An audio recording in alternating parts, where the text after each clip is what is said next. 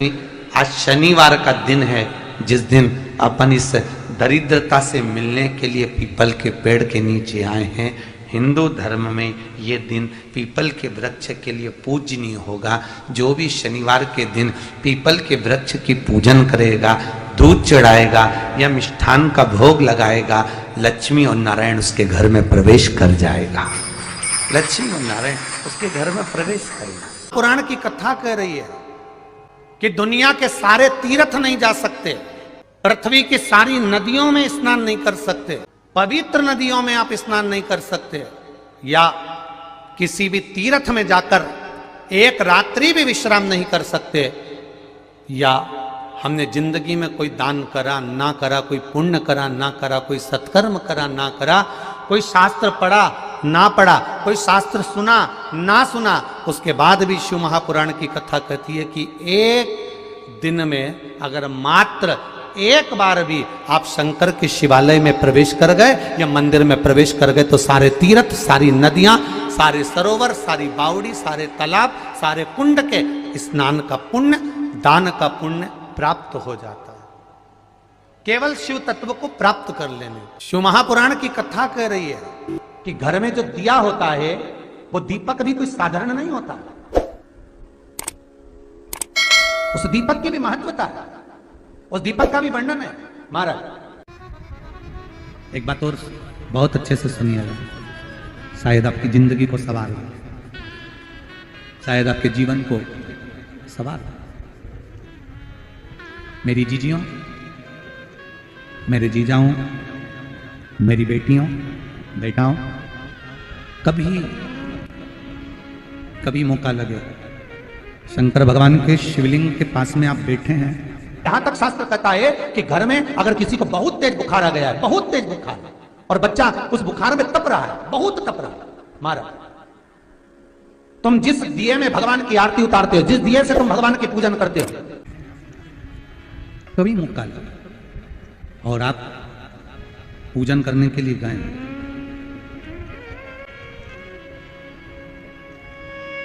कभी पूजन करने के लिए, और आपको शंकर भगवान के शिवलिंग के पास में या शंकर भगवान के शिवलिंग के ऊपर कनेर का अगर पीला फूल देखा है ना आप लोगों ने, अरे बोलो तो जम के, देखा है? कनेर का यदि पीला फूल शिवलिंग के आसपास में या शंकर भगवान के ऊपर कहीं रखा हुआ भी दिख जाए, विषम परिस्थिति हो, बहुत हिम्मत ना हारते हो, तभी भगवान अकेले में एकांत में आप पहुंचे उनके पूजन के लिए, कनेर का पुष्प वहां रखा है, चाहे वो जलाधारी पर रखा हो, चाहे वो शिवलिंग के पास में रखा हो, शिवलिंग पर रखा हो, उस कनेर के पुष्प को अगर आप 5 जगह का स्पर्श कराकर अपने हृदय की बात कहकर वापिस महादेव को समर्पित कर देते हो, तो भी मेरा महादेव तुम्हारे दुख का निवारण कर देगा। अब वो 5 स्थान, वो 5 स्थान, पहला गणेश जी, गणेश जी का जो स्थान होता है वह जगह, दूसरा षडानंद कार्तिक, तीसरा अशोक सुंदरी वाला स्थान, चौथा जलाधारी जो ऊपर से बूंद बूंद जल नीचे गिरा रही है, जया, विषहरा, शामली बारी, दौतली, देव, शंकर जी की 5 बेटियों का, और 5वें नंबर का है शंकर भगवान के, जो कैसे वर्णन किया जाए, त्रिशूल के 3 भाग होते हैं। करें दर्शन आप लोगों ने, जैसे सामने त्रिशूल लगा है, इस त्रिशूल के ऊपर देखेंगे तो 3 भाग दिख रहे हैं, नजर आ रहे हैं सबको? त्रिशूल का जो 3 भाग होता है, उस 3 भाग का जहां ज्वाइंट होता है, जहां मिलता है, एक जगह पर देखो तीनों भाग एक जगह पर मिले हुए, 3 भाग का जहां मिलन होता है, पंचम स्थान, ये 5वां स्थान, यहां पर स्पर्श कराकर शिवलिंग पर अपनी कामना कर कर श्री शिवाय नमस्तुभ्यम कहकर बाबा से अपने मन की बात कहकर जो समर्पित कर देता है, हम 3 महीना भी नहीं कहेंगे, हम तो कहेंगे अगर ज्यादा दुख है 3 दिन इंतजार करना, मेरा बाबा उस दुख को मिटाएगा। 3 महीना बहुत दूर, पर करना है दिल से। और कई तरह के दीपक होते हैं, दीपक का भी विधान वर्णन किया गया, उस दिए का भी वर्णन किया गया। यहां तक शास्त्र कहता है कि घर में अगर किसी को बहुत तेज बुखार आ गया है, बहुत तेज बुखार, और बच्चा उस बुखार में तप रहा है, बहुत तप रहा है, मारा, तुम जिस दिए में भगवान की आरती उतारते हो, जिस दिए से तुम भगवान की पूजन करते हो, उस दिए की बत्ती को नीचे डाल दीजिए और उस दिए को पानी की बाल्टी में धो दीजिए। कौन सी बाल्टी में? जिस बाल्टी के पानी से आप बच्चे को स्नान करा सको। मारा, केवल भगवान पर से ले जाकर, पास में से ले जाकर उस बाल्टी में थोड़ी देर डाल दो और उस बाल्टी के पानी से उस बच्चे को स्नान करा दीजिए।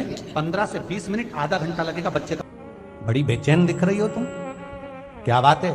पार्वती जी कहती है, देवव्रत, कश्मीर प्रदेश का एक भक्त देवव्रत बेलपत्री के वृक्ष के नीचे बैठकर आपका मंत्र जाप कर रहा। मैं आपको जगाना नहीं चाहती थी, पर बेलपत्री के वृक्ष के नीचे लक्ष्मी झाड़ू लगाती है, सरस्वती वीणा बजाती है, इंद्राणी उस बेलपत्री के वृक्ष के नीचे जल का सिंचन करती है, 33 कोटि देवी देवता उस बेलपत्री के वृक्ष की जड़ में विराजमान होते हैं। इसलिए देवव्रत एक बार पंचाक्षर मंत्र बोलता है तो वो 33 करोड़ बार गिना जाता है, ऐसा बेलपत्री का वृक्ष होता है। बेलपत्री के वृक्ष के नीचे एक बार अगर भगवान का नाम लिया जाता है तो वो 33 करोड़ बार, 33 कोटि बार गिना जाता है। एक मंत्र केवल नमः शिवाय, ओम नमः शिवाय, नमः शिवाय, ओम नमः शिवाय, 33 कोटि बार गिना है, 33 कोटि। कितना सुंदर लिखा है। फिर वही वाली बात आ गई जो पहले कथा में कहा, अपने लिए अच्छा वाला घी छाट के लाना, अच्छी कंपनी का लाना, और जब यज्ञ करने बैठे, पूजन करने बैठे, हवन करने बैठे, भगवान का कोई पाठ पूजन करवाई, पूजा वाले दुकान पे बोलना कि पूजा का घी चाहिए। तो वो पूजा का सामान बेचने वाला भी चतुर था, उसने पूजा का ही घी दिया। तो इन्होंने पूछा, भैया ये घी कितने का? तो क्या 80 रुपए का? तो 80 रुपए का आधा किलो? तो क्या पूजा का है? भारत की भूमि पर इस मृत्यु लोक में, पूरे विश्व में ऐसे कई घर हैं जिनके घर में गुजारा करने के भी आफत है। पहनने के कपड़े नहीं, किसी के यहां पर भोजन नहीं, किसी के यहां जमीन नहीं, किसी के यहां दुकान नहीं, कोई कोई पूरी जिंदगी किराए के मकान में निकाल देता है। नहीं, मेरा एक निवेदन है, इस कथा को जितने छत्रपति संभाजी नगर के श्रोता भाई बहन श्रवण कर रहे हैं उनसे निवेदन करूंगा, आप हाथ का ठेला लगा रहे हो, सब्जी का ठेला लगा रहे हो, फल का ठेला लगा रहे हो, धक्के की जिंदगी जी रहे हो, दरवाजे पर बैठे हो, कहीं ना कहीं तुम दास्य भाव की जिंदगी जी रहे हो, तकलीफ में जिंदगी जी रहे हो, बहुत दुख की जिंदगी जी रहे हो, बहुत कष्ट की जिंदगी जी रहे हो, उनसे केवल निवेदन करूंगा, 3 महीने 2 जगह पर जल चढ़ाना प्रारंभ कर दीजिए, केवल 3 महीने। एक शंकर भगवान के शिवलिंग पर, दूसरा बेलपत्री के पेड़ के नीचे, 2 जगह पर जल चढ़ाना 3 महीने लगातार चालू कर दो, बाबा तुम्हारा हाथ पकड़कर तुम्हें उन्नति की सीढ़ी पर चढ़ा देगा। हमें कोई चमत्कार करना नहीं आता, और ना हम कोई तंत्र विद्या या मंत्र विद्या जानते हैं, ना हमारे पास में बेल है, ना हमारे पास में भभूति है, हमारे पास में तो केवल शिव का नाम है। आप श्री शिवाय नमस्तुभ्यम बोलो, ओम नमः शिवाय बोलो, नमः शिवाय बोलो, चाहे महामृत्युंजय मंत्र बोलो, उसका स्मरण करते करते भगवान शंकर के शिवलिंग पर जल, और उसी पात्र में जो जल तुमने शंकर जी को चढ़ाया है उसमें से बचा हुआ थोड़ा सा जल बेलपत्री के पेड़ के नीचे चढ़ाना प्रारंभ कर दो। अलग से बेलपत्री के पेड़ के नीचे चढ़ाने के लिए अलग से लोटा भर के जल जरूरत नहीं पड़ेगी। जो तुमने शिव जी को जल चढ़ाया, जो तुमने देवाधिदेव महादेव को जल चढ़ाया, बस उसी पात्र का जल शंकर जी को चढ़ाओ, उसमें से बचा हुआ थोड़ा सा जल बेलपत्री के वृक्ष के नीचे चढ़ाना प्रारंभ करना। कौन सा बेलपत्री का वृक्ष? जिसकी छाया आपके ऊपर आ रही हो। शिव महापुराण बड़ी सुंदर बात कहता है, ध्यान दीजिएगा। जिस बेलपत्री का पौधा तुम्हारे सिर का, और ये दोनों हाथ ऊपर कर लो, अपन खड़े हुए और खड़े होकर दोनों हाथ ऊपर करे, इतना बड़ा बेलपत्री का पौधा है, उस बेलपत्री के पौधे की पत्ती को कभी तोड़कर शंकर जी को नहीं चढ़ाना चाहिए। ध्यान रखना, कितना बड़ा पौधा। आप खड़े हो जाओ और खड़े होने के बाद आपका हाथ ऊंचा कर लेना। इतना बड़ा पौधा है, उस पौधे की पत्ती बेलपत्री को तोड़कर शंकर भगवान को कभी नहीं चढ़ाना। शंकर भगवान को उस बेलपत्री को, उस वृक्ष की पत्ती को तोड़ना चाहिए जो वृक्ष तुम्हारे हाथ से थोड़ा सा ऊंचा हो, जिसके लिए तुम्हें हाथ और ऊंचा करना पड़ रहा हो।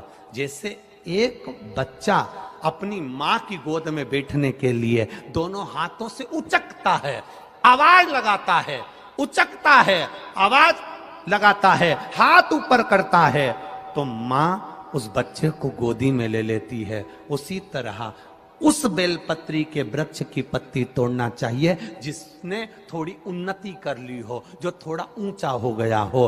तुम उसको पाने का प्रयास करो तो भगवान भी तुम्हें अपनी गोदी में ले ले। ऐसे वृक्ष की पत्ती तोड़।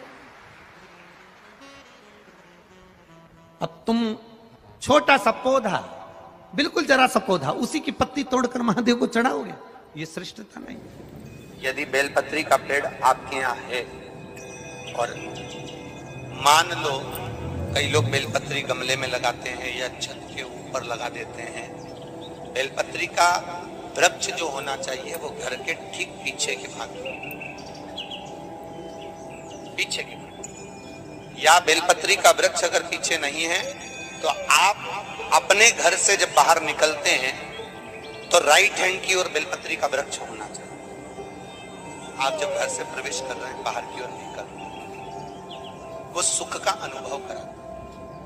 यदि घर से निकलते समय बेलपत्री का पेड़ लेफ्ट में अगर आता है, आप जिस घर से निकल रहे हो लेफ्ट में अगर बेलपत्री का पेड़ आता है तो आप 1 रुपए कमाएंगे, 1.25 रुपए खर्च होगा, पैसा हाथ में टिकेगा नहीं। घर में 10 लोग भी कमा रहे हैं तो पैसा घर में दिखेगा नहीं, आएगा जरूर, सारे काम होंगे पर टिकेगा नहीं। यदि लेफ्ट में राइट भाग का बेलपत्री, सुख का अनुभव। बेलपत्री का वृक्ष घर में लगाओ तो घर के पीछे के हिस्से में लगाना चाहिए,